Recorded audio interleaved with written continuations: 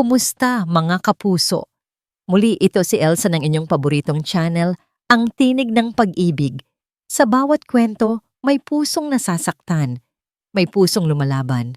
Sabi nila, ang pinakamabigat na pasanin ay ang sama ng loob na hindi mo mailabas. Lalo na kung galing ito sa mga taong inaasahan mong magtatanggol sa'yo. Ngunit paano kung ang bigat na yon ang siya palang magbibigay sa'yo ng lakas para lumipad? Walang-wala ka talagang silbi. Ang apat na salitang iyon ay parang mga bubog na tumusok sa pandinig ni Lai. Huminto ang pagtibok ng kanyang puso. Saglit, parang nabingi siya sa katahimikan na sumunod sa sigaw ng biyenan niyang si Sofia. Nakatayo lang siya sa gitna ng sala, hawak pa rin ang basahan. Ang sahig na pinakintab niya kaninang umaga ay malamig sa kanyang mga paa. Ang amoy ng niluto niyang adobo para sa hapunan ay nakakapit pa sa hangin. Ito ang babaeng tinuring niyang pangalawang ina. Ang babaeng ipinagluto niya, ipinaglaba, inalagaan noong nagkasakit. At ngayon, sa harap ng sarili niyang asawa, tinawag siyang walang silbi. Lumingon siya kay Mon, naghahanap ng kahit katiting na pagtatanggol. Ngunit ang nakita niya sa mga mata nito ay hindi awa, kundi pagkainis. "Mama, tama na yan," sabi ni Mon, pero ang tono ay hindi para saway ng ina. Para itong pagod na pagod sa kanya, sa asawa niya. Hayaan mo na. Alam mo namang ganyan lang talaga si Lai. Mahina. Mahina. Isa na namang salita. Isa na namang patalim. Tumingin si Lai sa mga kamay niya. Mga kamay na may kalyo sa kapapalengke, sa kapipigan ng labada, sa kapuputol ng mga sangkap. Mga kamay na gumagawa ng paraan para mapagkasya ang maliit na budget. Mga kamay na gumagawa ng sideline na pagluluto ng mga kakanin para lang may maipandagdag sa ipon para sa pag-aaral ng anak nila. Ang mga kamay na ito, mahina. Hindi lang yan, Mon. Patuloy ni Sofia na tila lalong nagkaroon ng lakas. Tingnan mo, ang kalat-kalat ng bahay at itong allowance na binibigay mo saan niya dinadala. Baka naman kung saan-saan lang niya ginagastos. Hindi na napigilan ni Lei ang sarili. Hindi po totoo yan, Mama. Ang boses niya ay nanginginig pero pilit niyang nilakasan. Lahat po ng binibigay ni Mon, tinatabi ko. Para po kay Maya. Para sa future niya. Future? Anong future ang maibibigay mo? Tumawa si Mon ng mapakla. Lay, gumising ka nga. Kung hindi dahil sa akin, sa pamilya ko, saan ka pupulutin? Doon na bumigay ang puso ni Lay. Hindi dahil sa insulto, kundi dahil sa katotohanang biglang luminaw-zaw sa isip niya. Nag-iisa siya sa laban na ito. Hindi na siya sumagot. Dahan-dahan siyang tumalikod. Naglakad siya papunta sa kanilang kwarto. Ang bawat hakbang ay parang may bigat na 1 tonelada. Sa likod niya, rinig pa rin niya ang bulungan ng mag-ina. Mga salitang lason na unti-unting pumapatay sa natitira niyang pagkatao. Umupo siya sa gilid ng kama. Ang tingin niya ay napako sa isang maliit na passbook sa ibabaw ng side table. Ang passbook na pinag-iipunan niya para sa 5 taong gulang nilang anak na si Maya. Ang perang galing sa mga sideline niya, bawat pisong pinaghirapan. Binuksan niya iyon. Nanginginig ang mga daliri niya habang tinitingnan ang huling entry. Withdrawal, malaking halaga. Petsa, kahapon. At sa ibaba ang pirma ni Mon. Napatakip si Lei sa kanyang bibig para pigilan ng isang hikbi. Ang pera. Ang perang para sa anak niya. Kinuha ni Mon. Ang sakit ay mas matindi pa sa sampal. Ito ay isang pagkakanulo. Maya-maya, pumasok si Mon sa kwarto. Abala sa kanyang cellphone. Hindi man lang siya tiningnan. Biglang tumunog ang telepono nito at mabilis niya itong itinago sa bulsa nang makita si Lei. Pero huli na. Nakita ni Lei ang pangalan sa screen. Sweetie. Doon. Sa sandaling iyon, namatay ang lahat. Ang pag-ibig, ang pag-asa, Ang pagnanais na ayusin pa ang lahat. Wala nang natira, kundi isang malamig at matigas na desisyon. Tahimik siyang tumayo. Binuksan niya ang aparador at kinuha ang isang lumang maleta. Nagsimula siyang maglagay ng mga damit niya at ng mga damit ni Maya na mahimbing na natutulog sa kabilang kama. Ang bawat tupi ng damit ay isang paalam. Paalam sa mga pangarap na binuo niya sa bahay na yon. Paalam sa lalaking minahal niya nang higit pa sa kanyang sarili. Paalam sa pagiging martir. "Anong ginagawa mo?" tanong ni Mon. Sa wakas ay napansin ang kanyang ginagawa. May bahid ng gulat sa boses nito. Hindi lumingon si Lai. Ipinagpatuloy niya ang pag-aayos. Natapos siya. Isinara niya ang maleta. Lumapit siya sa kanyang anak. Hinaplos ang pisngi nito at marahang binuhat. Hindi man lang nagising ang bata. Tila alam na kailangan ng ina ng lakas. Naglakad si Lei palabas ng kwarto, dala ang maleta sa isang kamay, at ang pinakamahalagang yaman niya sa kabilang braso. Nang marating niya ang pinto, hinarang siya ni Mon. Ang mukha nito ay pinaghalong galit at hindi paniniwala. "Saan ka pupunta?" Gumaralgal ang boses nito. "Sa tingin mo, mabubuhay kayo nang wala ako?" Ang tanong ni Mon ay naiwang nakalutang sa hangin. Hindi siya sinagot ni Lei. Sa halip, nilampasan niya lang ito, na para bang isa na lamang itong estranghero na nakaharang sa kanyang daan. Naramdaman niya ang paghigpit ng hawak nito sa kanyang braso, pero hinila niya iyon ng buong lakas. Isang hila na nagsasabing, "Tapos na." Narinig niya ang pagsara ng pinto sa kanyang likuran. At sa bawat hakbang palayo sa bahay na yon, sa bawat hibik na pinipigilan niya para hindi magising si Maya, nararamdaman niya ang unti-unting paggaan ng dibdib na matagal nang dinadaganan ng sama ng loob. Pero ang kalayaan ay may kasamang takot. Ang unang gabi nila ay sa isang maliit at masikip na kwarto sa isang mumurahing paupahan. Ang amoy ng amag at lumang kahoy ay nanunuot sa ilong. Malayo sa malinis at maayos na bahay na iniwan nila, pagkahiga niya kay Maya sa matigas na kama, umupo siya sa sahig, niyakap ang kanyang mga tuhod, at doon, sa dilim, tahimik na bumuhos ang mga luhang kanina pa niya kinikimkim. Kinabukasan, hinarap niya ang katotohanan. Binilang niya ang natitirang pera sa kanyang pitaka, kulang. Kulang na kulang para sa pagkain, sa upa, sa gatas ni Maya. Sa loob ng isang linggo, nilibot ni Lai ang mga kalye ng Cebu, naghahanap ng kahit anong trabaho, pero laging bigo. Masyado siyang overqualified para maging tagahugas ng pinggan, pero wala naman siyang experience para sa mga trabahong pang-opisina. Ang pera niya ay paubos na at ang pag-asa niya ay unti-unti na ring nauupos. Isang tanghali, sa sobrang pagod at gutom, napaupo siya sa isang bangkito sa labas ng isang maliit na karinderya. Karga niya si Maya na nahihirapan na ring makatulog dahil sa init. Tiningnan niya ang mga taong kumakain sa loob, naamoy niya ang masarap na sabaw ng tinola at kumalam ang kanyang sikmura. Wala siyang pambili. Ineng. Nag-angat ng tingin si Lai. Isang may edad na babae, puti na ang karamihan sa buhok at may mga guhit na ng kabaitan sa mukha, ang nakatayo sa kanyang harapan. Siya ang may-ari ng karinderya. "Halika sa loob. Mukhang pagod na pagod kayo ng anak mo. Mainit dito sa labas," sabi ng matanda sa malumanay na boses. Hindi na po, Nay. Salamat po. Nagpapahinga lang po kami," sagot ni Lai, puno ng hiya. Pero hindi nagpatinag ang matanda. Ngumiti ito. "Ako si Nena. At sa pamamahala ko, walang nanay at anak na magtitiis sa gutom sa tapat ng tindahan ko. Halika na." Hindi na nakatanggi si Lai. Sa loob, pinaupo sila ni Aling Nena at inabutan ng 2 mangkok ng mainit na sopas.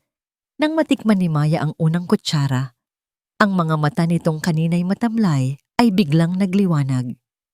Tuloy-tuloy itong kumain at sa pagmamasid sa kanyang anak, sa kauna-unahang pagkakataon sa loob ng maraming araw, Isang maliit at totoong ngiti ang sumilay sa mga labi ni Lai. Nang matapos silang kumain, pilit na inabot ni Lai ang kaunting pera niya. Pero iwinasiwas lang ni Aling Nena ang kamay nito. "Huwag na.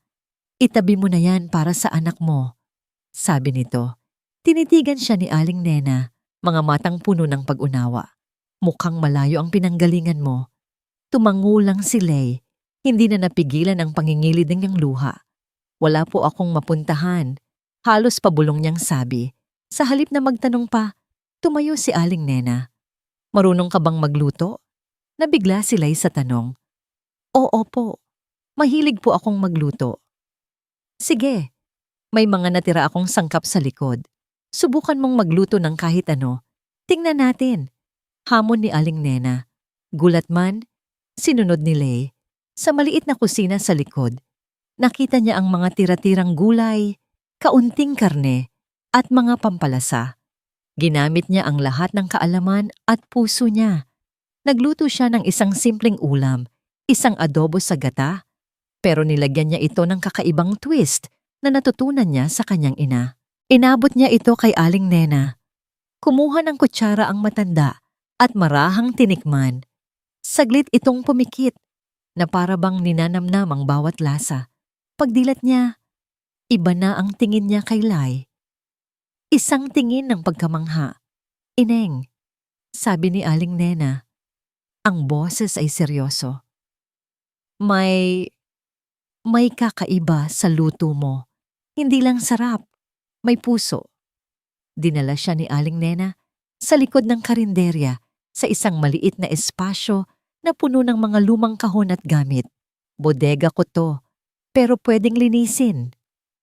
Mula sa kanyang bulsa, may kinuha si Aling Nena.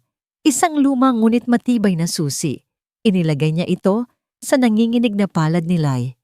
"Maliit lang yan, espasyo sa likod ng karinderya. Simulan mo dyan."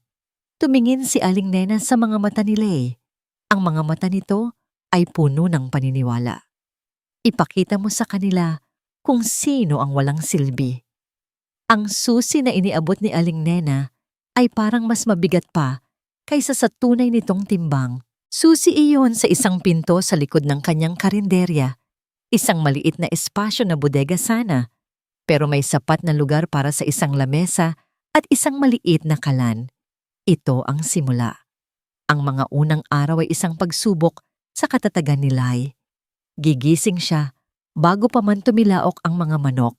Iiwan si Maya sa pangangalaga ni Aling Nena at maglalakad papuntang palengke. Pipiliin niya ang mga pinakasariwang sangkap sa pinakamababang halaga. Bit-bit ang kaalamang bawat pisong matitipid niya ay buhay para sa kanilang mag-ina. Tahimik ang mga unang umaga. Ilan lang ang bumibili. May mga oras na napapaupo na lang siya. Tinitingnan ang mga niluto niyang unti-unting lumalamig at tinatanong ang sarili kung tama ba ang desisyon niya. Ang mga salita ni Mon ay bumabalik na parang multo. "Sa tingin mo, mabubuhay kayo nang wala ako?" Ngunit sa tuwing nararamdaman niya ang panghihina, ang amoy ng niluluto niyang humba, ng sinigang, ng kanyang espesyal na kaldereta, ang mga amoy na iyon ang nagpapaalala sa kanya ng kanyang kakayahan. Ito ang kanya. Walang pwedeng kumuha nito. At unti-unti, napansin ng mga tao. Isang driver ng tricycle ang unang naging regular na customer. Sumunod ang mga trabahador mula sa construction site sa malapit. Hanggang sa isang araw, isang babaeng nakaopisina ang bumili ng pananghalian. Kinabukasan, bumalik siya, kasama na ang 3 katrabaho. "Miss Lay, ang sarap ng luto niyo," sabi ng babae isang araw. "Para akong umuwi sa bahay ng nanay ko." Ang simpleng papuring iyon ay parang ulan sa tigang na lupa ng puso ni Lay. Ngumiti siya, isang tunay at malawak na ngiti na matagal nang hindi nasisilayan sa kanyang mga labi. Ang maliit na pwesto sa likod ng karinderya ni Aling Nena ay nagsimulang magkaroon ng sarili nitong buhay. Isang hapon, habang abala si Lai sa pag-aasikaso ng mga bumibili, isang magarang sasakyan ang huminto sa tapat. Bumaba ang isang lalaking matangkad, nakapormal na kasuotan. Lumapit ito sa kanyang pwesto. Tinitingnan ang mga nakahilerang pagkain. "Miss, pabili nga ng kaldereta," sabi nito. Ang boses ay pamilyar. Nang iangat ni Lai ang kanyang mukha, nagtama ang kanilang mga mata. Nanlaki ang mata ng lalaki sa pagkabigla. "Lai? Lai Santos, ikaw ba yan?" Napatigil si Lai. Ang lalaki? Si Rodel, ang dati niyang kaklase sa high school. Ang tahimik pero matalinong si Rodel na ngayon ay halatang matagumpay na sa buhay.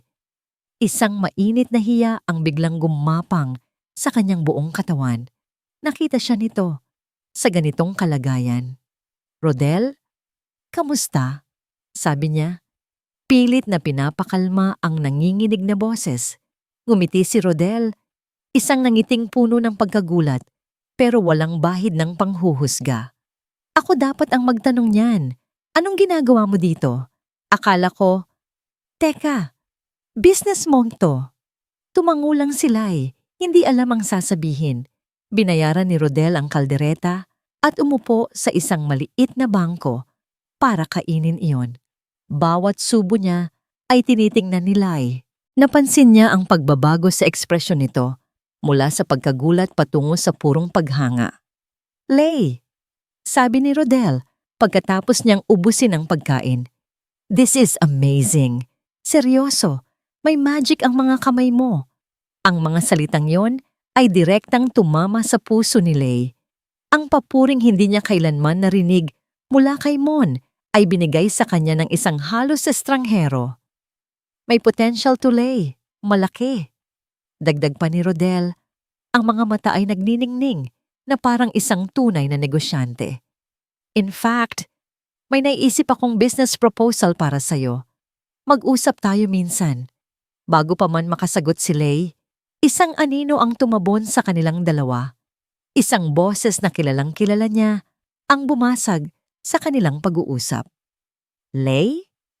Napalingon silang dalawa. Nakatayo doon si Mon, nakakunot ang noo. Ang mga mata ay lumilipat mula kay Lai patungo kay Rodel at sa magara nitong sasakyan. Ang tingin niya ay puno ng hindi paniniwala na mabilis na naging pagkasuklam. "Anong ginagawa mo dito?" tanong ni Mon. Ang boses ay mababa at puno ng pagbabanta. "Nagtitinda ka sa kalsada? Anong kahihiyan to?" Ang mga salita ni Mon ay parang isang maruming basahan na ipinuna sa mukha ni Lai. Ang kahihiyan na sinabi nito ay hindi para sa kanya, kundi para kay Mon mismo. Nakita ni Lai ang pagbabago sa mukha ni Rodel. Mula sa pagiging palakaibigan tungo sa isang malamig at seryosong ekspresyon. "Excuse me," sabi ni Rodel, tumatayo ng tuwid. Ang tangkad niya ay lalong nagpamukhang maliit kay Mon.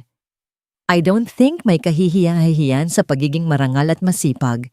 In fact, what she's doing is admirable." Natigilan si Mon.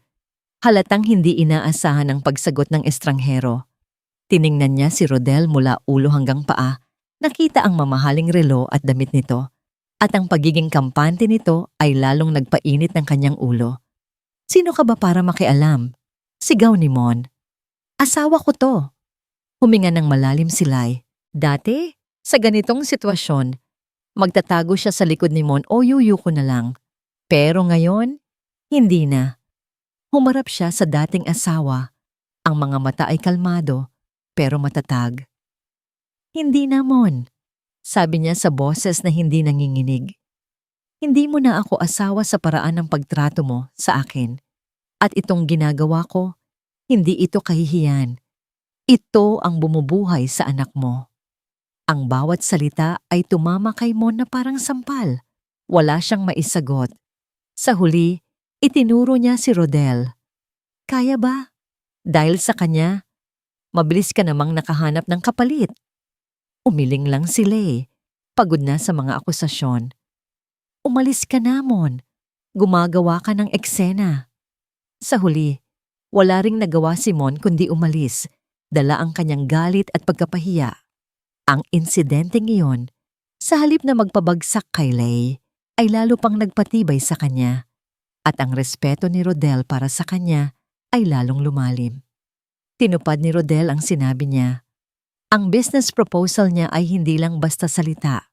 Tinulungan niya si Lay na ayusin ang mga papeles, humanap ng mas magandang pwesto, isang maliit na espasyo sa isang commercial building na hindi kalayuan. Siya ang nag-abono para sa renta. Pero iginiit niyang ito ay isang investment, isang utang na babayaran ni Lay kapag kumikita na ang negosyo. At mula sa isang simpleng pwesto sa likod ng karinderya, isinilang ang kusina ni Lay. Hindi na ito isang simpleng turo-turo.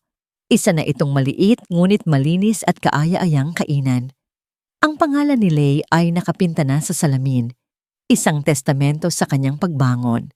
Sa tulong ni Aling Nena na nagsilbing consultant sa kusina at ni Rodel na gumabay sa business side, ang kusina ni Lay ay mabilis na nakilala. Naging sentro ito ng mga kwentuhan, ang mga empleyado sa gusali, mga estudyante, mga pamilya, lahat ay dumarayo para matikman ang pagkaing may puso.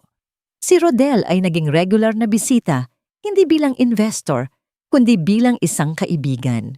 Madalas, sa pagtatapos ng araw, uupo siya sa isang mesa habang nagliligpit si Lay at mag-uusap sila tungkol sa lahat ng bagay, mula sa presyo ng sibuyas hanggang sa mga pangarap nila para sa hinaharap. Isang hapon, habang nagdodrawing si Maya sa isang sulok ng kainan, ipinakita nito ang kanyang gawa kay Lay. Isang pamilya, isang nanay, isang batang babae, at isang matangkad na lalaki na may nakasulat na Tito Rodel sa itaas. Napatingin si Lay sa drawing at isang kakaibang kirot at saya ang naramdaman niya sa kanyang puso. Nakikita ng anak niya ang hindi niya inaamin sa sarili. Ang presensya ni Rodel ay nagbibigay sa kanila ng pakiramdam ng pagiging buo. Sa gitna ng abalang hapon na yon, biglang tumunog ang telepono ni Lay. Isang numero na hindi niya kilala. Sa kabilang linya, narinig niya ang boses ni Sofia, ang kanyang biyenan. Pero hindi ito galit. Ito ay nag-aalala, nanginginig. Mon, si Mon, Lay. Anong nangyari kay Mon? Tanong ni Lay, biglang kinabahan. May sulat siyang natanggap. Galing sa abogado. Ang kumpanya, may problema. Malaki. At sinisisi siya. Hindi alam ni Lay kung anong sasabihin. Ilang araw ang lumipas, may isa pang tawag. Oras na para magsara ng kainan. Nag-aalok si Rodel na ihatid sila pauwi. Lay, sa darating na fiesta sa probinsya namin, sabi ni Rodel. Medyo nahihiya. Gusto sana kitang imbitahan. Ikaw at si Maya, para makita mo naman ang lugar kung saan ako lumaki. Ang imbitasyon ay simple, pero ang ibig sabihin nito ay malalim. Ito ay isang hakbang pasulong, isang pag-amin sa namumuong pagtitiwala at pagtingin nila sa isa't isa. Ngumiti sila eh. Pag-iisipan ko, Rodel, salamat. At sa sandaling iyon, tumunog na naman ang telepono niya. Isang numero na pamilyar sa kanya. Ang numero ni Mon. Sinagot niya ito, handa nang marinig ang anumang panibagong problema. Pero ang boses sa kabilang linya ay malamig at walang emosyon. Kailangan nating mag-usap, sabi ni Mon. Tungkol sa anak natin, ang mga salita ni Mon sa telepono, tungkol sa anak natin, ay parang isang malamig na kamay na biglang humawak sa puso ni Lay. Ang kaunting kapayapaan na nagsisimula nang mamuo sa kanyang dibdib ay biglang naglaho, pinalitan ng pamilyar na kaba. Pumayag siyang makipagkita. Hindi dahil gusto niya, kundi dahil alam niyang gagamitin ni Mon si Maya laban sa kanya kung hindi siya papayag. Nagkita sila sa isang maliit na kapihan, isang lugar na neutral, malayo sa kusina ni Lay at sa mga alaala ng dati nilang bahay. Pagdating ni Lay, nandoon na si Mon. Ang dating kumpiyansa nito ay napalitan ng gusot sa noo at tila pagod na mga mata. Ang problema sa trabaho na nabanggit ni Sofia ay halata sa kanyang itsura. Ngunit nang makita siya nito, ang pagod na anyo ay napalitan ng isang pilit na ngiti. "Lay," bati nito, tumatayo pa na parang maginoo. "Salamat sa pagdating mo." Umupo si Lay, hindi inalis ang bag sa kanyang balikat. Isang senyales na hindi siya magtatagal. "Anong kailangan mo, Mon?" Huminga ng malalim si Mon na para bang naghahanda para sa isang mahabang talumpati. "Lay, alam kong nagkamali ako. Ako, si Mama. We were wrong. Pero gabi-gabi, hinahanap ka ni Maya. Umiiyak siya. Tinatawag ang pangalan mo. Isang kasinungalingan. Alam ni Lay, tumatawag si Maya gabi-gabi at masaya silang nag-uusap bago ito matulog. Isang matalim na kirot ang tumusok sa puso ni Lay. Gagamitin talaga nito ang kanilang anak. Pinag-isipan kong mabuti. Patuloy ni Mon. Inaabot ang kamay ni Lay sa ibabaw ng mesa. "Umuwi ka na, Lay. Gawin natin to para sa anak natin. Patawarin mo na ako. Patawarin mo na si Mama. Buuin ulit natin ang pamilya natin." Ang kamay nito ay malamig. Inalis ito ni Lay ng dahan-dahan. "Mon, kung ito ay tungkol kay Maya," sabi ni Lay. Ang boses ay kalmado. "Pwede mo siyang dalawin kahit kailan. Pwede mo siyang hiramin tuwing weekend. Pero ang pag-uwi ko sa bahay na yan..." Tapos na tayo doon. Nagbago ang mukha ni Mon. Ang pilit ng ngiti ay naglaho. "Ganun na lang ba yon kadali para sa'yo? Itatapon mo na lang ang lahat ng pinagsamahan natin? Dahil lang ba sa lalaking yon?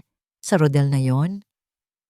"Walang kinalaman si Rodel dito," matigas na sagot ni Lay. "Ito ay tungkol sa'yo. Tungkol kay Mama. Tungkol sa bawat araw na ipinaramdam niyo sa akin na wala akong kwenta. Napabigat lang ako. Naalala mo pa ba, Mon? Ang pera para sa pag-aaral ni Maya. Saan mo dinala?" Natigilan si Mon. Ang sisi ay biglang lumitaw sa kanyang mga mata, pero mabilis itong napalitan ng depensa. "Kailangan ko ng pera noon. May problema sa opisina." Palusot nito. "Pero hindi mo yan maiintindihan kasi wala ka namang alam sa mga responsibilidad ng isang lalaki." Tumayo si Lay. Sapat na ang narinig niya. Walang pagbabago, walang pagsisisi, puro pagbibigay katwiran. "Hindi ka ba naaawa sa anak mo?" Pahabol ni Mon. Ang boses ay desperado na. Lalaki siyang walang buong pamilya. Yan ba ang gusto mo para sa kanya? Humarap si Lay sa kanya at sa pagkakataong ito, ang lahat ng sakit at galit na kinimkim niya ay lumabas sa kanyang mga mata. "Yan mismo ang dahilan kung bakit hindi ako babalik," mariin niyang sabi. "Dahil ayokong lumaki si Maya sa isang bahay kung saan ang nanay niya ay ginagawang basahan.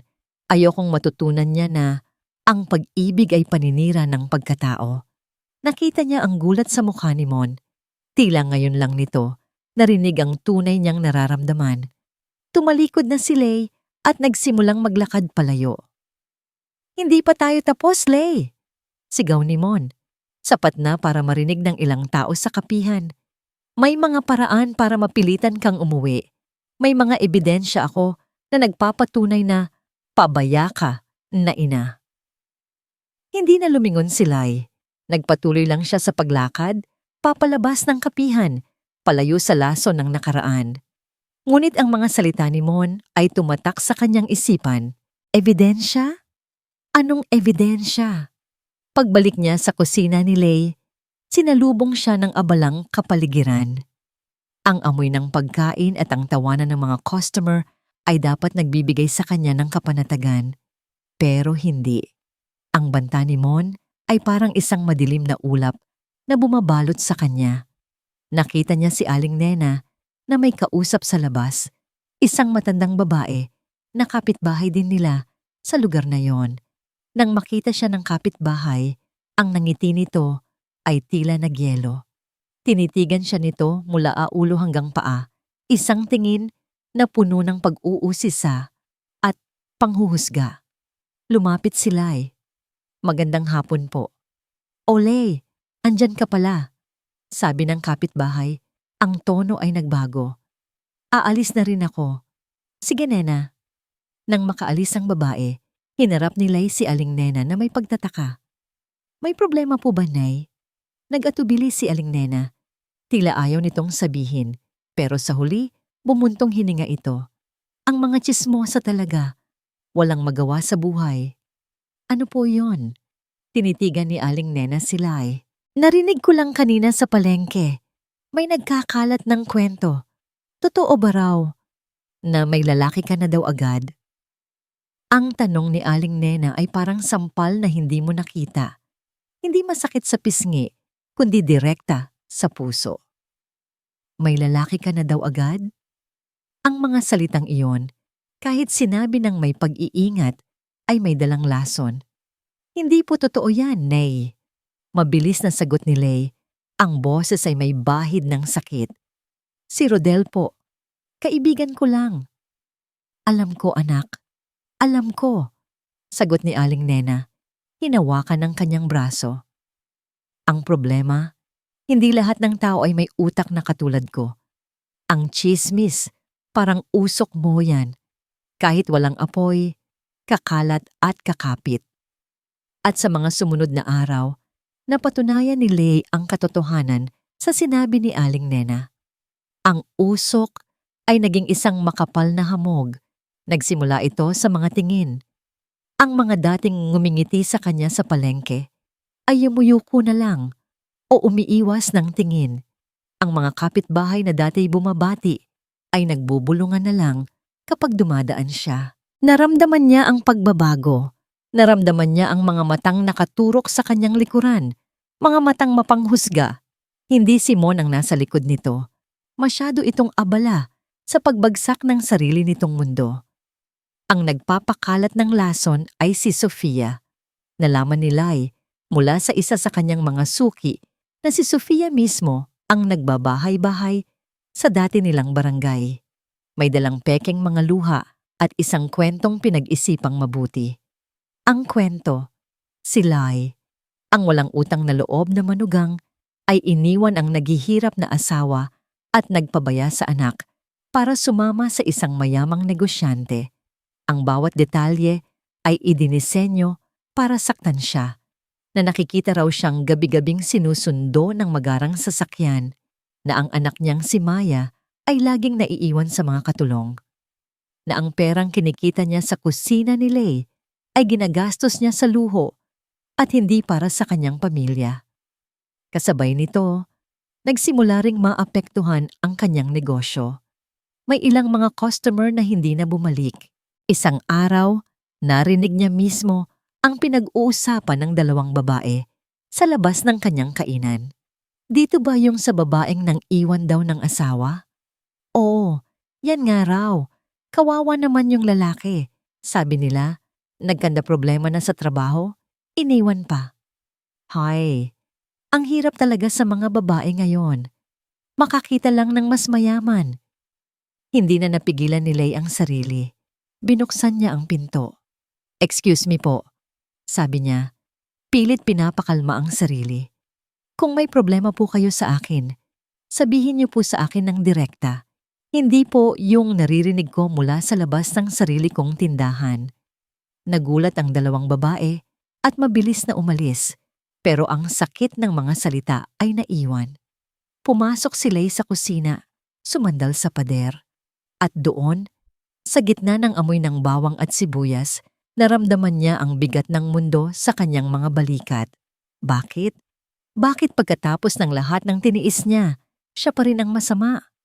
Pumasok ang isa sa kanyang mga staff, si Marites, isang batang ina rin. Nakita nito ang namumulang mata ni Lay. Ma'am Lay, okay lang po kayo? Hindi nakasagot si Lay. Umiling lang siya. Hayaan niyo na po sila, ma'am. Sabi ni Marites, ang boses ay puno ng galit. Mga inggit lang po yan.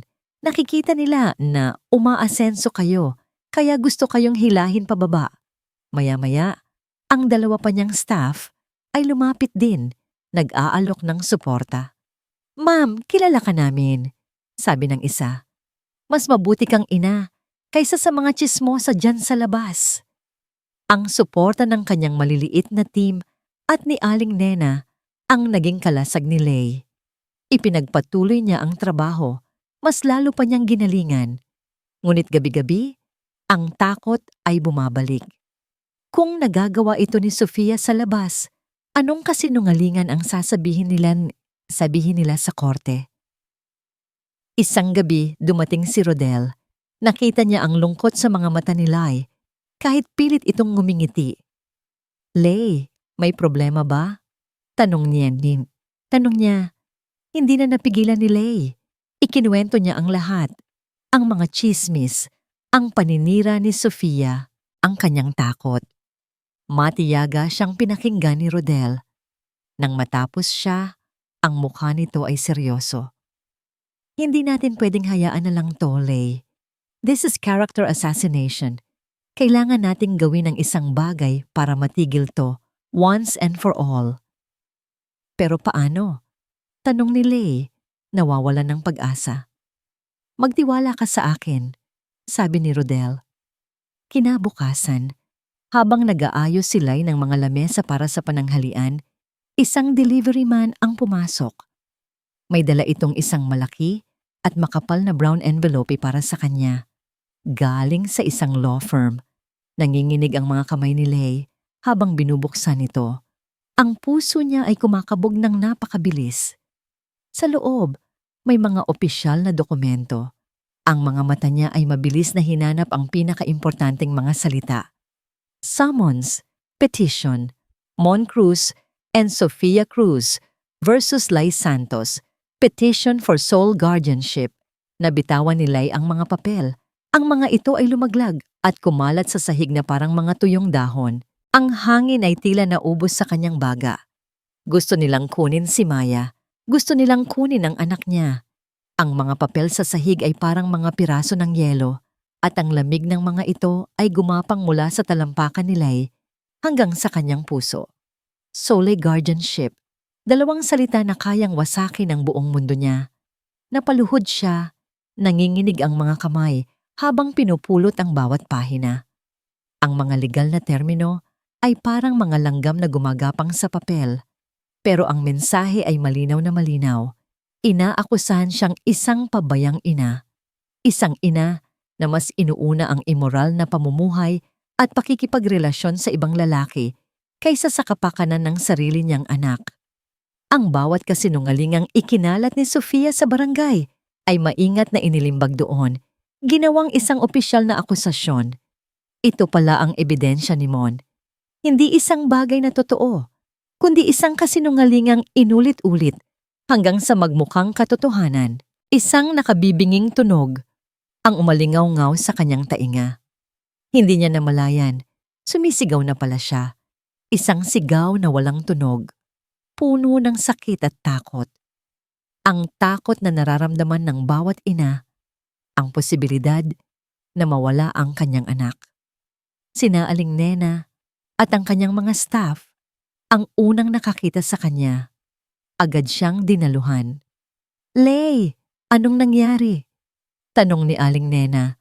Ang mukha ay puno ng pag-aalala. Itinuro lang ni Lay ang mga papel. Ang mga daliri ay hindi makapagsalita.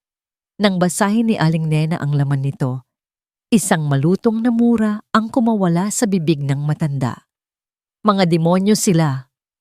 Sa sandaling iyon, ang lakas na matagal nang iniipon ni Lay ay gumuho. Niyakap niya si Aling Nena at humagulgol na parang isang batang nawawala. Ang lahat ng sakit, lahat ng pagtitiis, lahat ng sama ng loob ay bumuhos kasama ng kanyang mga luha.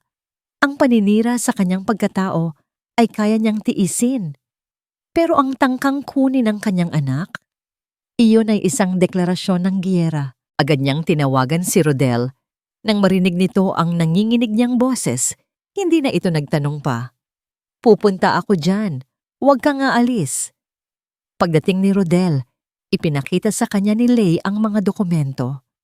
Habang binabasa ni Rodel, ang kalmadong ekspresyon nito ay napalitan ng isang madilim na galit. Walang hiya sila, sabi nito sa mababang boses. This is desperation, Lay.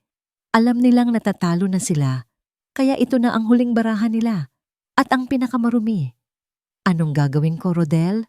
Tanong ni Lay. Ang boses ay basag. Paano kung manalo sila? Paano kung kunin nila si Maya sa akin? Lumuhod si Rodel sa harapan niya para magpantay ang kanilang mga mata. Hinawakan nito ang kanyang mga kamay. Hindi mangyayari yon. Nakikinig ka ba? Hindi.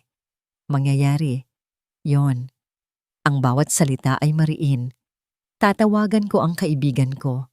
Isa siya sa mga pinakamagaling na family lawyer sa Cebu. Lalaban tayo, Lai. At sisiguraduhin nating hindi lang tayo mananalo. Sisiguraduhin nating pagsisisihan nila ang araw na ginawa nila to. Kinabukasan, nakipagkita sila kay Attorney De Guzman, isang babaeng abogado na may matalas na tingin at boses na puno ng kumpiyansa. Matiyaga siyang nakinig sa buong kwento ni Lai, mula sa mga pang-aabuso sa salita hanggang sa pinansyal na pagkakanulo, sa mga chismis at sa demanda. Standard tactic ng mga desperado, sabi ni Attorney De Guzman pagkatapos. Character assassination. Gagamitin nila ang lahat para palabasin na unfit mother ka, ang pagiging busy mo sa negosyo, ang pagkakaibigan nyo ni Mr. Rodel. Lahat yan, iikutin nila ang kwento para magmukha kang masama. Pero hindi po yon totoo, mahinang sabi ni Lay. Alam ko, sagot ng abogado. At yan ang kailangan nating patunayan. Ang laban na to ay hindi lang mangyayari sa loob ng korte. Mangyayari rin to sa labas.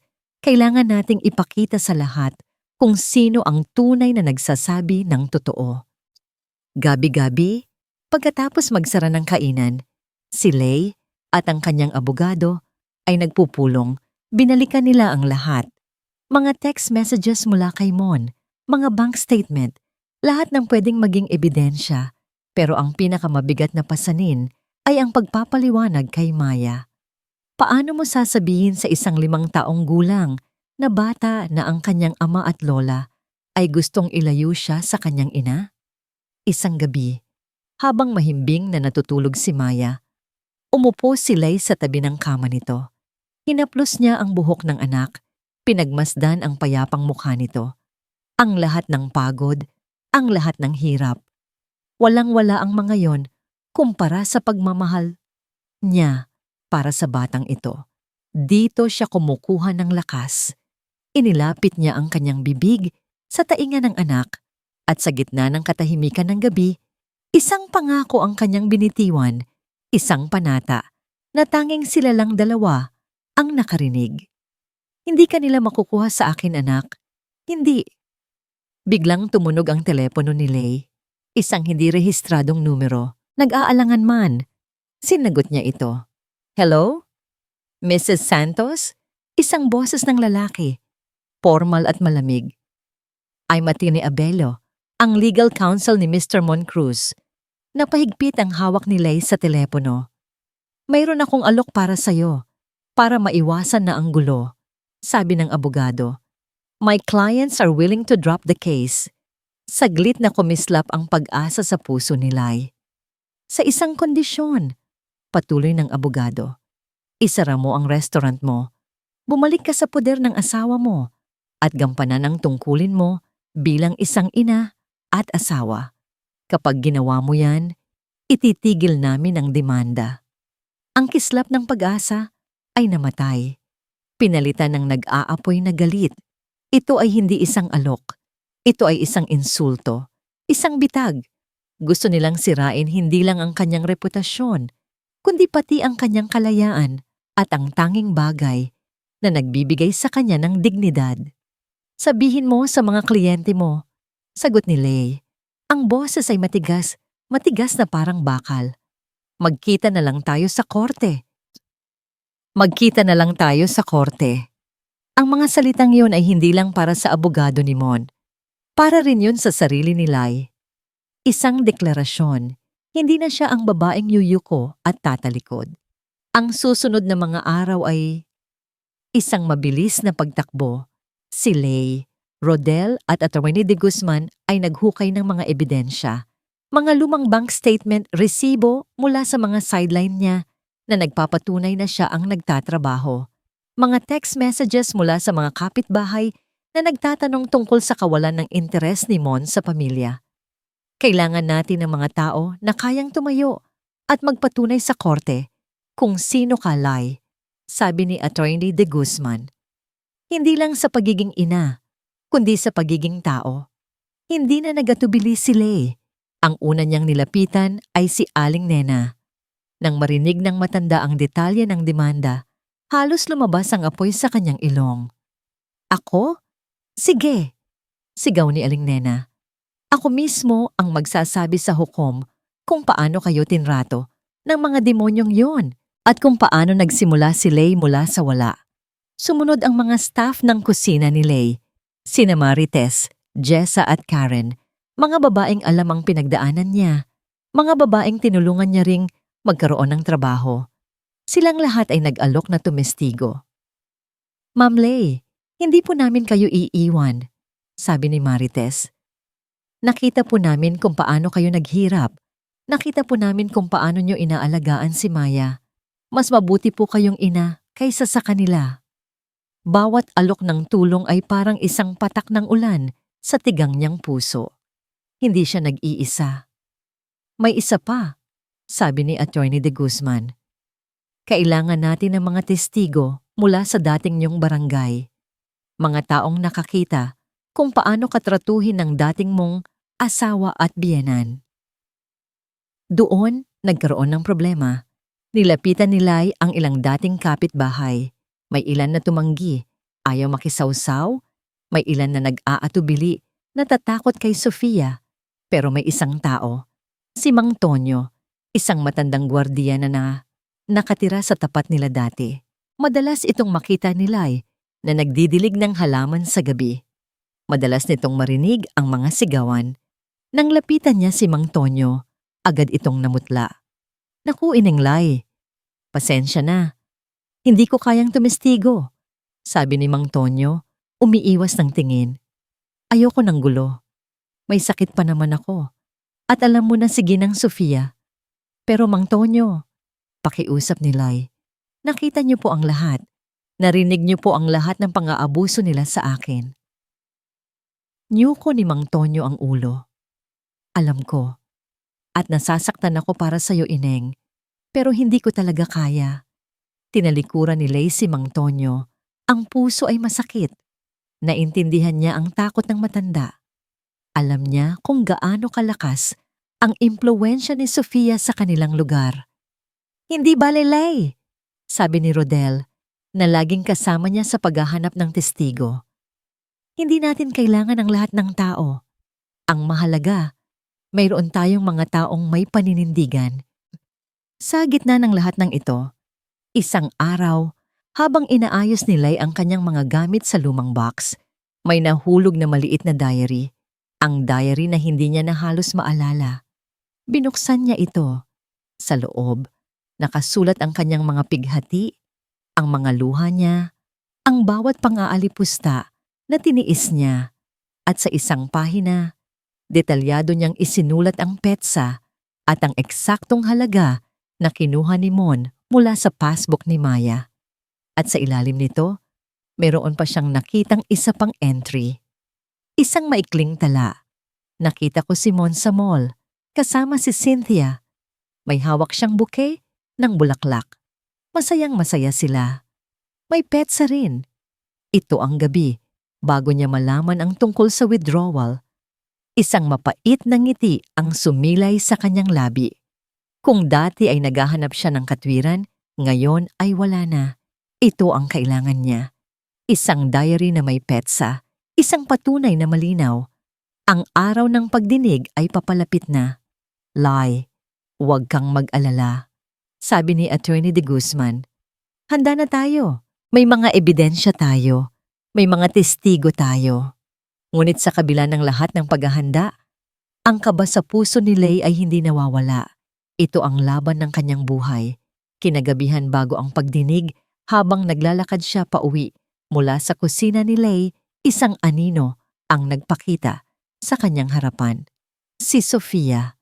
Nakasuot ito ng itim na bestida, ang mukha ay mas payat kaysa dati, at ang mga mata ay may kakaibang kinang na hindi niya maintindihan. Hindi galit, hindi rin awa. Lay, sabi ni Sofia, ang boses ay mababa, halos pabulong. May huling pagkakataon ka pa. Napahinto si Lay, nakatingin sa biyenan. Isipin mo ang kapakanan ng bata. Patuloy ni Sofia, ang mga mata nito ay nakatitig sa kanyang kaluluwa. Mawawala ang lahat sa'yo. Hindi mo alam ang kalalabasan ng laban na to. Sumuko ka na lang. Bumalik ka. Habang may oras pa. Sumuko ka na lang. Bumalik ka. Habang may oras pa. Ang banta ni Sofia ay nag-iwan ng malamig na usok sa isipan ni Lay. Pero sa pagkakataong ito, hindi ito pumatay ng pag-asa. Bagkus, lalo nitong pinalakas ang apoy sa kanyang loob. Ang mga mata ni Sofia ay parang isang salamin. Ipinapakita ang desperasyon ng biyenan, hindi ang kanyang sariling kahinaan. Umaga ng pagdinig. Maaga pa lang, nasa labas na ng korte si Lay. Suot ang isang simpleng puting bestida na pinili ni Aling Nena. Malinis, walang arte, pure. Ang buhok niya ay nakatali at kahit pilit niyang pinapakalma ang sarili, hindi niya mapigilan ang panginginig ng kanyang mga kamay. Sa tabi niya si Rodel na nakasuit ay tahimik na nakatayo. Ang kanyang presensya ay nagbibigay ng kakaibang kapanatagan. Si Atrely de Guzman ay nagre-repaso ng mga papel. Sa huling pagkakataon, dumating si Mon at Sofia. Magkatabi silang naglakad, suot din ang mga formal na kasuotan. Mayabang pa rin ang tindig ni Sofia, habang si Mon naman ay tila mas lalong pumayat. May bakas ng puyat sa kanyang mga mata. Sinundan sila ng isang malaking grupo ng mga kaibigan at kamag-anak, mga taong nakikisimpatya sa kawawang mag-ina. Pumasok sila sa loob ng korte. Ang loob ng korte ay tahimik at formal. Ang hukom ay nakaupo sa kanyang silya, ang mukha ay walang emosyon. Sa isang panig, ang kanilang abogado. Sa kabilang panig, si Attorney Abelo, ang abogado ni Mon. Kasama si Mon at Sofia. Nagsimula ang pagdinig. Unang tumestigo ang panig ni Mon. Ipinalabas ni Attorney Abelo ang mga larawan ni Lay sa kusina ni Lay. Abala, nagmamadali, malayo kay Maya. Pinilit niyang ipakita na si Lay ay mas inuuna ang negosyo kaysa sa anak. Idinagdag pa ang mga ebidensya ng mga chismis, sinasabing may relasyon si Lay kay Rodel. Tumayo si Sofia sa witness stand at sa kauna-unahang pagkakataon, nakita ni Lay ang tunay na galing ng biyenan sa pag-arte. Umiyak ito. Nagpanggap na nag-aalala sa kapakanan ni Maya. Ang apo ko po, mahal na mahal ko, sabi ni Sofia, humihikbi. Pero mula nang iwan kami ni Lay, nagbago ang lahat. Laging malungkot ang bata, hindi na alagaan ng maayos. Ang bawat salita ni Sofia ay parang kutsilyo na dumidiin sa puso ni Lay. Alam niyang nagsisinungaling ang biyenan, pero sa mata ng hukom, ang mga luha ni Sofia ay tila totoo. Pagkatapos ng panig ni Mon, dumating ang pagkakataon ni Lay. Nagsimula si Attorney de Guzman sa kanyang pagtatanong. Malumanay at maingat. Unang tumestigo si Aling Nena. Nagkwento siya tungkol sa pagdating ni Lay, sa kanyang pagpupursige, sa kanyang pagmamahal kay Maya. Hindi po totoo na pabayang ina si Lay, mariing sabi ni Aling Nena sa hukom. Kahit kailan, hindi ko po nakita si Lay na nakalimutan ng anak niya. At mas mabuti po siyang ina ngayon kaysa noong kasama niya pa si Mon. Sumunod ang mga staff ng kusina ni Lay. Nagpatunay sila kung gaano kasipag si Lay, kung paano siya nagtatrabaho para sa kinabukasan ng kanyang anak. Nang tumayo si Lay sa witness stand, huminga siya ng malalim. Inabot niya sa hukom ang kanyang lumang diary, kasama ang mga bank statement at printout ng mga text messages. Ipinaliwanag niya ang lahat. Ang paggamit ni Mon ng pera ni Maya, ang panloloko nito, ang pang-aabuso sa salita, Sa unang pagkakataon, nakita ni Lay ang isang bahagyang pagbabago sa mukha ng hukom, isang tingin ng pag-unawa. Tinawag din ang isang psychologist para magpatunay na ang paghihiwalay ng magulang ay hindi automatikong nangangahulugang pagkapabaya. Isang social worker ang nagpatunay sa malinis na record ni Lai at sa masayang kapaligiran ni Maya sa kanyang piling. Your Honor, sabi ni Attorney de Guzman, ang pinakamahalaga sa kasong ito ay ang kapakanan ng bata, kung saan siya mas masaya, kung saan siya mas ligtas, at para patunayan yan, meron kaming huling testigo. Nagulat ang lahat. Sino? Tinatawagan ko po ang ating testigo, sabi ni Attorney de Guzman. Si Ginang Amelia Ramos. Naglakad patungo sa witness stand ang isang babaeng may edad. Ang kanyang mga mata ay naghahanap ng pamilyar na mukha. Nang makita siya ni Lay, nanlaki ang kanyang mga mata sa pagkabigla, si Ginang Amelia. Ang dating kapitbahay nila na tumanggi noong lapitan niya. Ang kapitbahay na pinayuhan ni Mang Tonyo na umiwas sa gulo. Huminga ng malalim si Ginang Amelia. Tiningnan niya si Sofia na napatayo sa kanyang upuan. Ang muka ay puno ng galit at pagtataka. Tiningnan niya si Mon na putlang-putla. Ginang Ramos, sabi ni Atrin de Guzman, ano po ang nakita ninyo nung gabing umalis si Ginang Santos sa kanilang bahay? Ang tanong ni Attorney de Guzman ay bumalot sa buong silid hukuman.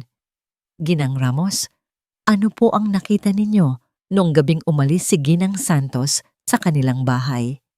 Lumingon si Ginang Amelia, ang dating kapitbahay, sa direksyon ni Lay.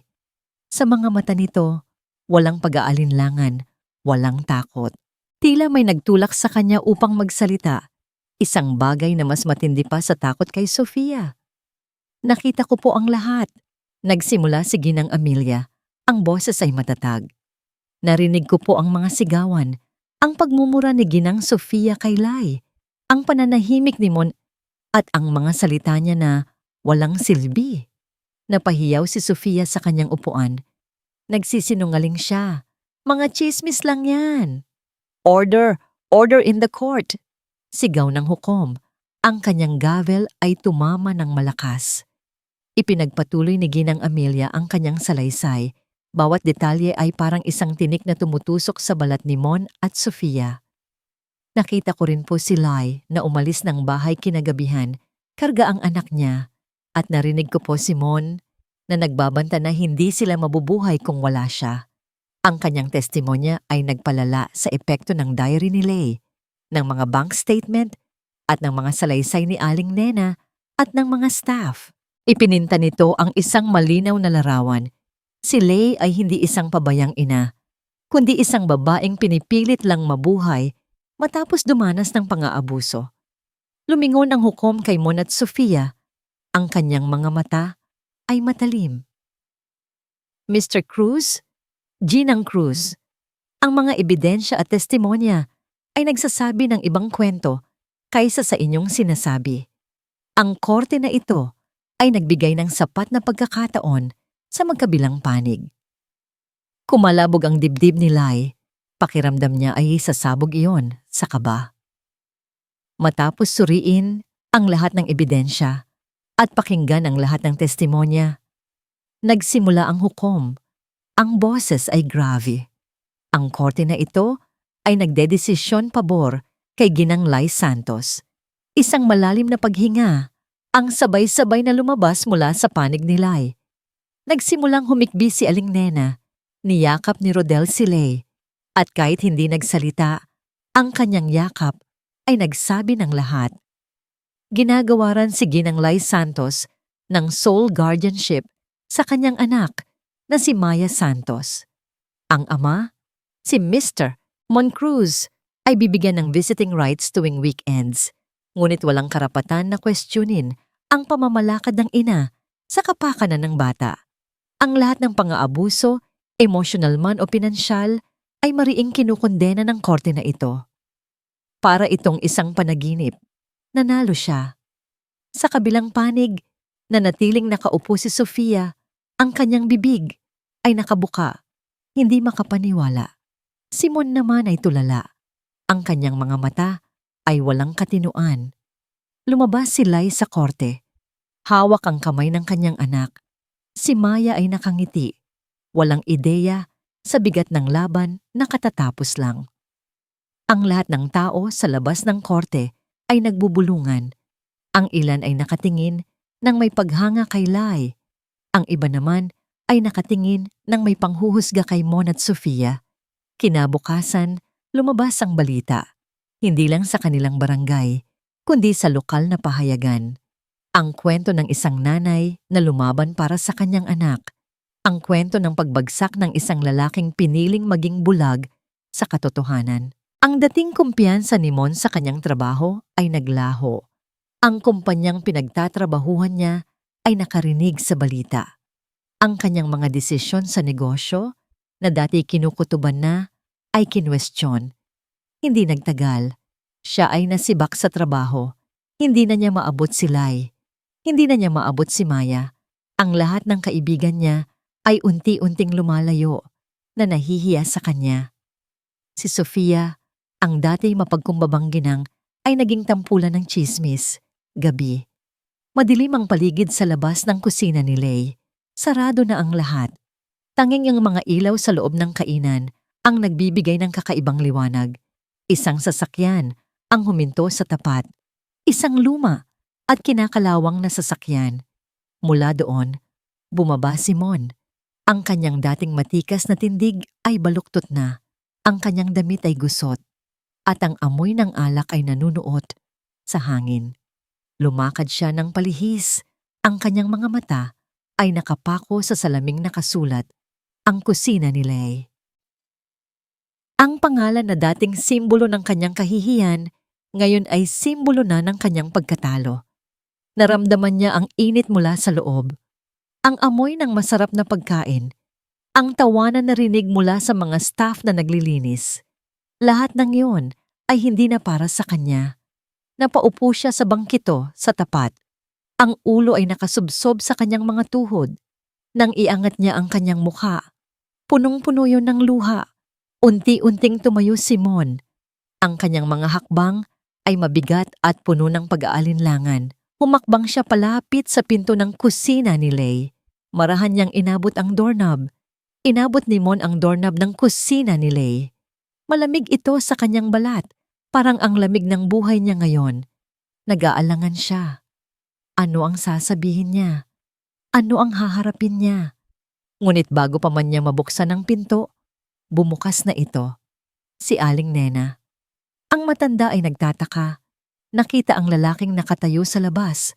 Basag ang mukha sa kalungkutan at may amoy ng alak. Mon? Nagulat si Aling Nena. Aling Nena. Ang boses ni Mon ay parang bulong, halos hindi marinig. Gusto ko lang sanang makita si Lai. Isang tingin ang ibinigay ni Aling Nena kay Mon. Isang tingin na puno ng pagod pero walang galit. Wala siya dito. Umuwi na sila ni Maya. At kahit nasaan siya, Mon, hindi niya gustong makita ka ngayon.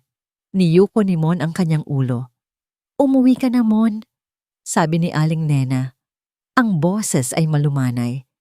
Magpahinga ka. Hayaan mo munang maghilom ang lahat. Pero, Mon, pinutol ni Aling Nena ang kanyang sasabihin. Alam kong masakit ang mawalan. Pero isipin mo kung gaano kasakit ang mawalan ng dignidad, ng pagkatao, ng pagmamahal. Matagal nang nawawala ang mga yon kay Lai. Bago pa man siya umalis sa bahay niyo. Hindi siya sinigawan ni Aling Nena, hindi siya minura, pero ang mga salita nito ay mas matindi pa sa anumang galit. Kinailangan niyang ipaliwanag kay Mon ang sakit na pinagdaanan ni Lei. Ang mga luha, ang mga gabi na nagtatago si Lai para lang umiyak, para hindi marinig ng bata. Ang bawat pisong pinaghirapan niya para sa kinabukasan ni Maya. Nakinuha ni Mon. Nagsimulang manginig ang balikat ni Mon. Hindi ito galit. Ito ay sakit. Pagsisisi. Umuwi ka na, Mon, muling sabi ni Aling Nena. At isipin mo kung anong gusto mong gawin sa buhay mo. Hindi para kay Lai, hindi para kay Maya, kundi para sa sarili mo. Tumalikod si Mon. Naglakad palayo. Ang bawat hakbang ay parang isang pagkilala sa kanyang pagkatalo. Maraming linggo ang lumipas. Hindi na siya nakita ni Lei sa kanyang kainan. Hindi na rin niya narinig ang pangalan nito sa mga balita. Ngunit isang araw, may dumating na maliit na sobre sa kusina ni Lei na kapangalan kay Maya. Sa loob, may kaunting pera at isang simpleng laruan. Walang pangalan ang nagpadala. Alam ni Lei kung sino. Sa mga sumunod na buwan, regular na dumating ang mga sobre. Maliit na halaga, pero regular. At laging may kasamang maliliit na laruan para kay Maya. Isang araw, nakita ni Lai Simon sa palengke. Nakasuot ito ng maruming t-shirt at jeans, nagbubuhat ng mga sako ng gulay, nagtatrabaho bilang kargador. Ang dati mayabang na Mon, ngayon ay isang simpleng trabahador. Sa kanyang mga mata, wala na ang dating init. Ang natira ay ang bakas ng hirap at pagod. Ngunit meron ding kapakumbabaan. Hindi siya nilapitan ni Lei, hindi siya binati, ni hindi ito nakita. Gusto niyang bigyan si Mon ng espasyo para magbago. Samantala, lumalalim ang pagkakaibigan nila ni Rodel. Hindi niya pa sinasagot ang tanong ni Rodel tungkol sa fiesta. Alam niyang may ibig sabihin iyon. Isang hinaharap na puno ng respeto at pag-unawa. Pero hindi pa siya handa. Kailangan niyang pagalingin muna ang sarili. Lai, sabi ni Rodel isang hapon. Alam kong matagal na akong naghihintay at kaya kong maghintay. Pero gusto ko lang malaman mo, handa akong maging pamilya niyo ni Maya. Ang mga salitang iyon ay nagdala ng kilig sa puso ni Lei. Isang kilig na matagal nang hindi niya naramdaman. Isang gabi, habang naglilinis na si Lei ng kainan, may biglang kumatok sa pinto. Nakita niya si Sofia. Hindi na ito ang Sofia na mayabang at matapobre. Ang kanyang buhok ay puti na, ang balat ay mas kumulubot, at ang kanyang mga mata ay nagtatago ng malaking pighati. Hindi ito pumasok. Nakatayo lang ito sa labas. Lai! Ang boses ni Sofia ay mahina. Halos hindi na niya marinig. Gusto ko lang sanang humingi ng tawad. Natigilan si Lai. Ito? Si Sofia? Humihingi ng tawad? Tumalikod si Sofia. Pero bago pa man ito makalayo, lumingon ito muli kay Lei. Ang mga mata nito ay puno ng luha. Dahan-dahan, itinukod ni Sofia ang kanyang sarili sa dingding. At sa isang kilos na hindi inasahan ni Lei o ng sinuman, inabot nito ang kamay ni Lei. At sa halip na hawakan lang, dinala nito ang kamay ni Lei sa kanyang noo. Isang pagmamano na baliktad. Isang senyales ng paghingi ng kapatawaran mula sa isang matanda patungo sa isang mas bata. Isang pagkilala sa kapangyarihan at pagbabago ni Lei. Naiwang nakatayo si Lei. Ang kamay ay mainit pa rin sa dampi ng noo ni Sofia. Hindi siya nakasagot. Hindi niya alam kung ano ang sasabihin.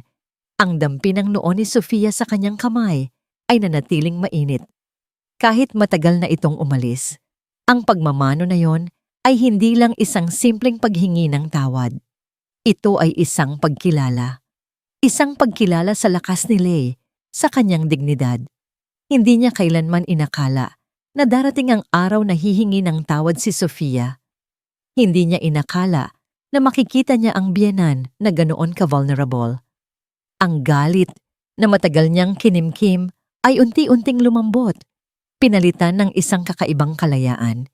Hindi ibig sabihin nito ay nakalimutan niya ang lahat ng sakit. Pero naiintindihan niya na ang pagpapatawad ay hindi para sa nagkasala. Para ito sa sarili mo, para sa kapayapaan ng iyong puso. Sa mga sumunod na linggo, mas lalo pang lumaki ang kusina ni Lei. Nagbukas sila ng branch sa kabilang kanto. Mas marami ng trabaho, mas marami ng empleyado. Ngunit sa kabila ng lahat ng tagumpay, nanatili si Lei na nakayapak sa lupa. Hindi nakakalimot sa pinanggalingan niya. At si Mon, patuloy itong nagtatrabaho. Patuloy na nagpapadala ng maliit na pera at laruan kay Mac. Hindi na siya nagtatago. Hindi na siya umiiwas. Kung minsan, nakikita siya ni Lay na nakaupo sa labas ng elementarya ni Maya, tinitingnan ng anak niya mula sa malayo. Hindi lumalapit. Isang hapon, pag-uwi niya mula sa school, nagtanong si Mia, "Mama, galit ka pa po ba kay Papa?" Natigilan si Lay. Binuhat niya ang anak at inupo sa kanyang kandungan. "Bakit mo naman natanong yan, anak?" "Kasi po, nakikita ko po siya minsan, pero hindi siya lumalapit. Malungkot po siya." Hinaplos ni Lay ang buhok ng kanyang anak. Hindi na anak, pero kailangan ni Papa na ayusin ang sarili niya, ang mga bagay na nagawa niya. Kapag nagawa niya yon, saka lang siya pwedeng lumapit. Ang sagot na yon ay hindi lang para kay Maya, para rin iyon sa sarili niya. Nag-isip din si Lay tungkol sa mga salita ni Rodel. Ang alok nito na maging isang pamilya. Ramdam niya ang sinseridad nito. Alam niyang mahal siya nito. At higit sa lahat, nirerespeto siya. Isang kinabukasan na may kasamang kapayapaan at pagmamahal. Isang kinabukasan na matagal na niyang pinapangarap. Pero may pumipigil pa rin sa kanya. Hindi ito takot, kundi ang pangangailangan na maging buo muna ang sarili, na hindi siya kailangan ng sino man para maging masaya. Isang araw, tumawag si Mon. Matagal na niyang hindi narinig ang boses nito. Kalmado ito, hindi na galit, hindi na desperado. "Lay, pwede ba tayong magkita?" Tanong nito. "Huwag kang mag-alala. Hindi ako magdadamot. Hindi ako mang-iinis." Pumayag si Lay. Nagkita sila sa isang parke, sa malayo mula sa kusina ni Lay, at sa mga mata ng mga nagbubulungan. Umupo sila sa isang bench. May katahimikan sa pagitan nila. Ang hangin ay humihip. "Lay," nagsimula si Mon. Ang boses ay mababa. "Narinig ko ang tungkol kay Rodel." Kumunot ang noo ni Lay. Hindi niya inasahan ang paksang yon. "He's a good man," patuloy ni Mon. Tumingin sa malayo. "Deserve niyo ang maging masaya. Ikaw at si Maya. Deserve niyo ang magkaroon ng pamilyang buo, masaya, at may respeto sa isa't isa." Nagulat si Lay. Wala sa kanyang inaasahan ang mga salitang yon mula kay Mon. Tumingin si Mon sa kanya. Ang mga mata nito ay puno ng isang kakaibang kalungkutan, pero meron ding kapayapaan. "Lay, matagal kong inakala na ikaw ang problema, na ikaw ang mali, na ikaw ang dahilan kung bakit ako miserable. Pero hindi pala. Ako pala." Hinawakan nito ang bulsa ng pantalon at dahan-dahang kinuha ang isang nakatuping papel. Inilapag nito yon sa bangko sa pagitan nila. "Naisip ko na kung talagang mahal ko si Maya, kung talagang gusto ko ng kapayapaan para sa kanya, kailangan kong bitawan ka," sabi ni Mon. Ang kanyang boses ay nanginginig. "Kailangan kong bigyan ka ng kalayaan na pumili ng sarili mong kaligayahan." Kinuha ni Lay ang papel, binuksan niya. Nandito na, ang petition for absolute divorce. Pirma niya. Pirma ni Mon. Kumpleto. Ang huling hadlang. Tumingin si Mon sa kanya.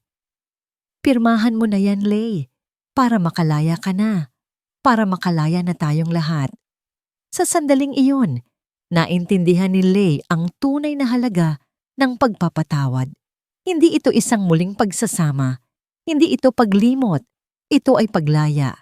Paglaya mula sa mga kadena ng galit, sakit, at pagdaramdam. At sa pagkakataong ito, si Mon mismo ang nagbigay sa kanya ng huling susi. Hawak ni Lay ang pinirmahang petition for absolute divorce. Ang papel na yon, na dati simbolo ng pagkabigo, ngayon ay naging sagisag ng kanyang kalayaan. Isang kabanata ang natapos at handa na siyang buksan ng panibago. Hindi siya nagsayang ng panahon. Agad niyang ipinasa ang mga papeles. Ang proseso ay nailangan pa ng ilang linggo. Ngunit sa puso ni Lay, tapos na ang lahat. Malaya na siya. Isang gabi, Nag-iisip siya. Ang mga salita ni Rodel ay bumabalik sa kanyang isipan. Handa akong maging pamilya niyo ni Maya. Isang kinabukasan na puno ng respeto, pagmamahal, at kapanatagan. Isang buhay na matagal na niyang pinangarap. Pero ngayon, mayroon siyang pagpipilian. Ang pagpili na hindi niya kailanman nagkaroon. Kinausap niya si Rodel. Nagkita sila sa kusina ni Lay matapos magsara ang kainan. Tahimik silang umupo, umiinom ng kape. Rodel, nagsimula si Lay. Ang kanyang boses ay malumanay. Gusto kong magpasalamat sa lahat. Sa pagiging kaibigan, sa pagiging sandalan, sa pagtitiwala mo sa akin. Ngumiti si Rodel. Wala yon, Lay. Gusto lang kitang makitang masaya. Alam ko, sabi ni Lay. At nakikita ko ang hinaharap na sinasabi mo. Nakikita ko ang sarili ko na masaya. Kasama ka at si Maya. Biglang lumiwanag ang mukha ni Rodel. Pero, patuloy ni Lay. At naramdaman ni Rodel ang bigat ng salitang iyon. Kailangan ko pa ng panahon. Hindi para mag-isip kung ikaw ba ang gusto ko, kundi para hanapin ang sarili ko. Ang Lay na hindi asawa ni Mon, hindi girlfriend ni Rodel, ang Lay na buo sa kanyang sarili. Hinawakan ni Rodel ang kanyang kamay. Naiintindihan ko. Kaya kong maghintay hanggat kailangan mo. Umiling si Lay. Hindi mo kailangan maghintay, Rodel. Kailangan ko lang muna na maging ako. Para kung pipiliin ko man ang sino man, siguraduhin kong buo ako at hindi ka lang isang solusyon. Naluha si Rodel, pero ngumiti rin. Isang nangiting puno ng pag-unawa. Kung yan ang kailangan mo, Lay, narito lang ako. Nangyari ang pagdinig para sa divorce. Tahimik ang lahat. Walang gulo, walang sigawan. Dumalo si Mon at ang kanyang presensya ay kalmado at mapayapa. Walang naisulat na balita tungkol dito. Ang huling koneksyon sa nakaraan ay naputol. Sa loob ng 1 taon, ang kusina ni Lay ay lumago ng husto. Mula sa 2 branch ngayon ay mayroon na silang 5 branch sa iba't ibang parte ng Cebu. Lumikha ito ng daan-daang trabaho, lalo na para sa mga nanay na naghahanap ng pag-asa tulad niya. Si Lay Santos ay naging isang inspirasyon. Ang kanyang kwento ay naging ang tinig ng pag-ibig. Isang araw, sa anniversary ng pagbubukas ng unang kusina ni Lay, nagkaroon sila ng isang malaking pagdiriwang. Nandoon si Aling Nena, masaya at proud sa kanyang anak. Nandoon ang mga staff niya, nakasama niya mula simula. At nandoon din ang kanyang anak na si Maya, na maligaya sa tabi niya.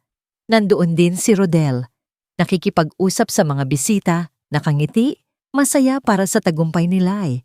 At sa isang sulok, nakita ni Lay si Mon. Tahimik itong nakatayo, nakikipag-usap sa isang matandang lalaki. Hindi na siya ang Mon na mayabang, hindi na rin ang Mon na nalulunod sa kalungkutan. Siya ay Mon, isang lalaking nakabangon mula sa abo, natutong magpakumbaba, at naghahanap ng sarili rin itong kapayapaan. Hindi nagtagal, tinawag si Lay sa stage para magbigay ng speech. Kinuha niya ang mikropono. Maraming salamat po sa inyong lahat. Nagsimula siya. Ang kanyang boses ay malinaw at buo. 1 taon na po ang lumipas mula nang sinimulan natin ang kusina ni Lay. At sa loob ng 1 taon, hindi lang po negosyo ang lumago. Lumago po ang tiwala ko sa sarili. Lumago po ang pananampalataya ko sa kabutihan ng tao. Tumingin siya sa mga bisita. Ang kanyang mga mata ay nagniningning. Sa bawat pagsubok, may dahilan kung bakit tayo bumabangon. Sa bawat pagbagsak, may aral tayong natututunan. At sa bawat pagmamahal na ibinibigay natin, dapat nating siguraduhin na hindi natin nakakalimutan ang pagmamahal sa sarili. Napatingin si Lay sa direksyon ni Mon at nagtama ang kanilang mga mata. Isang simpleng tango ang binigay niya. Isang pagkilala sa kanyang pagbabago. Pagkatapos, tumingin siya kay Rodel at isang mainit na ngiti ang sumilay sa kanyang labi. Isang ngiti ng pasasalamat at pagpapahalaga. Ngunit ang huling tingin niya ay para sa kanyang anak na si Maya, na nakatayo sa tabi ni Aling Nena, nakangiti at proud sa kanyang mama. Ang tinig ng pag-ibig, sabi ni Lay, ay nagsisimula sa tinig ng ating sarili. Ang lakas na bumangon, ang lakas na magpatawad, at ang lakas na pumili ng sarili nating kaligayahan. Ibinaba niya ang mikropono. Isang malakas na palakpakan ang umalingaw-ngaw sa buong kainan. Niyakap niya si Maya ng mahigpit. I love you, Mama. You're the best. Niyakap din niya si Aling Nena. Nagpasalamat sa mga staff. Bumaba si Lay sa stage, hawak ang kamay ng kanyang anak. Nilampasan niya si Mon at ngumiti ito sa kanya. Isang ngangiti na may bahid ng pagsisisi at pag-unawa. Nilampasan niya si Rodel at hinawakan nito ang kanyang braso. Ang mga mata ay puno ng paghanga at pagmamahal. Ngunit hindi siya huminto. Nagpatuloy lang siya sa paglakad, patungo sa kanyang kinabukasan. Isang kinabukasan na siya mismo ang humubog. Malaya, malakas, at puno ng kanyang sariling tinig. Ang palakpakan ay umalingaw-ngaw sa buong kusina ni Lay. Ngunit sa gitna ng ingay, ang tanging naririnig ni Lay ay ang malakas na pagtibok ng kanyang puso.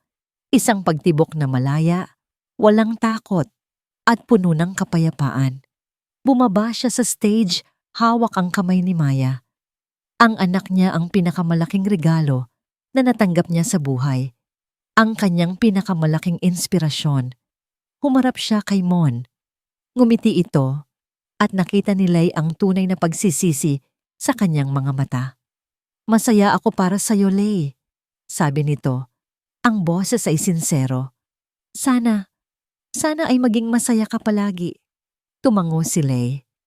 Salamat, Mon. Sana ikaw din. Nagpatuloy siya sa paglakad. Lumapit siya kay Rodel. Ang mga mata nito ay punong-puno ng paghanga at pagmamahal. Hinawakan nito ang kamay niya at marahang pinisil. Lay, you were amazing. You are amazing. Gumiti si Lay. Salamat, Rodel, sa lahat ng bagay. Hindi ko ito magagawa kung wala ka. Ngunit hindi siya sumama kay Rodel. Ang kanyang mga paa ay may sariling patutunguhan, patungo sa kanyang kinabukasan. Ang araw ay nagtapos ng mapayapa. Ang mga bisita ay umuwi ng puno ng inspirasyon.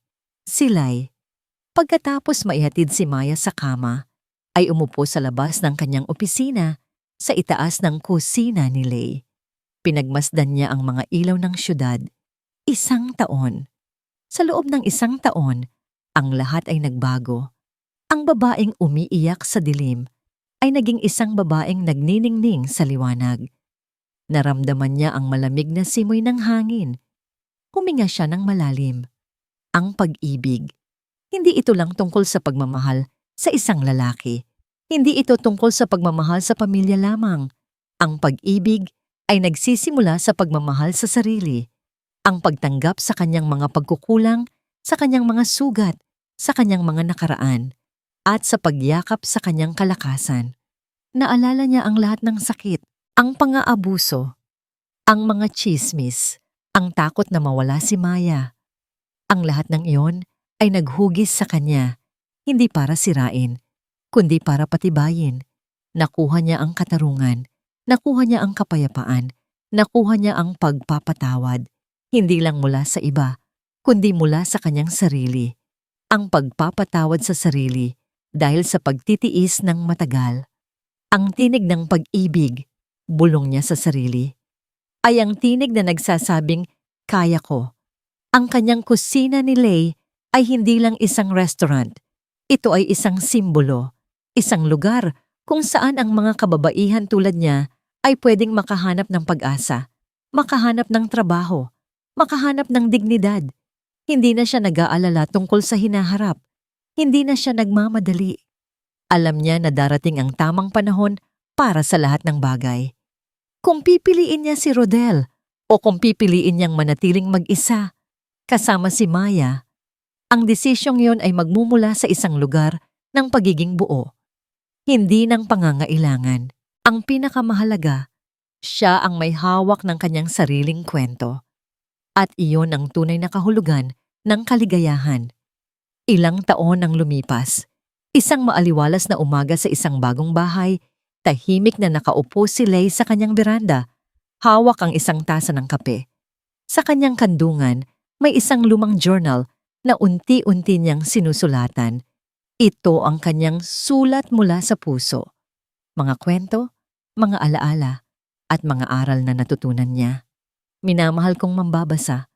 Kung nababasa mo ito, siguro ay isa ka rin sa mga naghahanap ng sagot o naghahanap ng lakas. Sana, ang kwento ko ay makapagbigay sa iyo ng kahit kaunting liwanag. Ang buhay ay hindi naging madali. Mula sa pagiging isang babaeng halos mawalan ng pag-asa, hanggang sa pagiging isang ina na lumaban para sa kanyang anak. At ngayon, isang babaeng may sariling tinig. Ang lahat ng pinagdaanan ko ay humubog sa akin. Naaalala ko pa ang sakit, ang galit, ang pagtataka kung bakit ako. Pero ngayon, naiintindihan ko. Lahat ng yon ay kailangan para makita ko ang sarili kong halaga. Si Mon, kami ni Mon naging magkaibigan na. Hindi na kami mag-asawa, hindi na rin kami magkaaway. Kami ay mga magulang na nagtutulungan para sa ikabubuti ng aming anak. Regular niyang dinadalaw si Maya at nakikita ko ang tunay na pagmamahal at pagbabago sa kanya. Masaya ako para sa kanya na nakahanap siya ng sarili niyang kapayapaan. Si Rodel. Si Rodel at ako, mananatiling matalik na kaibigan. Ang kanyang pagmamahal at respeto ay isang regalo na kailanman ay hindi ko makakalimutan. Mayroon na rin siyang sariling pamilya ngayon at masaya ako para sa kanya. Ang desisyon kong bigyan ang sarili ko ng espasyo ay nagbigay sa akin ng kalayaan na hindi ko alam na kailangan ko.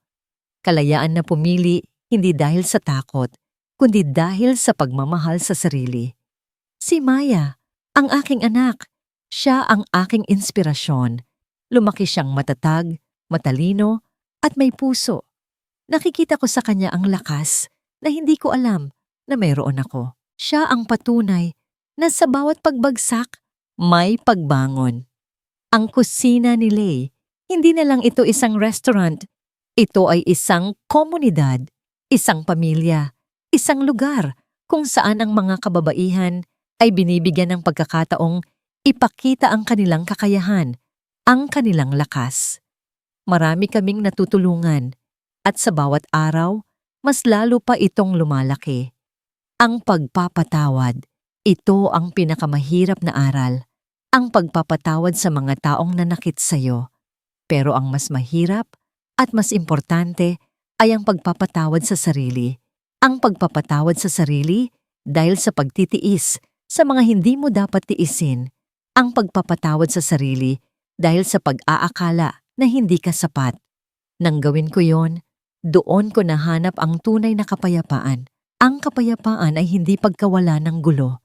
Ito ay ang kakayahang harapin ang gulo ng may buong puso at tapang.